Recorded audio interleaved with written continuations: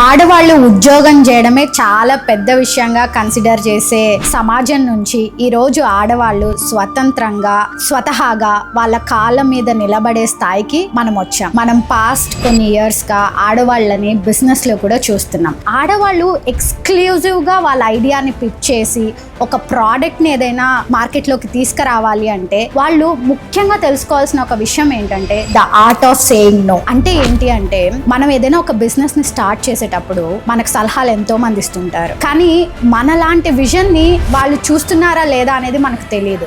So అందుకనే discussions కి scope ఇవ్వండి, కానీ వాళ్ళు మీకు ఇది చెయ్యొద్దు లేదా నాకు ఇది నచ్చలేదు అని మీరు ఓపెన్ గా చెప్పగలిగేంత ధైర్యం బిజినెస్ లో మీకు ఉండగలగాలి. ఇండివిడ్యువల్ బిజినెస్ ఓనర్స్ కి అయితే ఈ ప్రాబ్లం రాదు, కానీ ఎంటిటీస్ ని ఫామ్ చేసేటప్పుడు మాత్రం మీరు ఫౌండర్ అయినా సరే you have to convince your co founders, you have to convince your team. కాబట్టి ఆ నో చెప్పే ప్రాసెస్లో make sure why you are saying no అనేది కూడా ఖచ్చితంగా వాళ్ళకి అర్థమయ్యేలాగా చెప్పండి.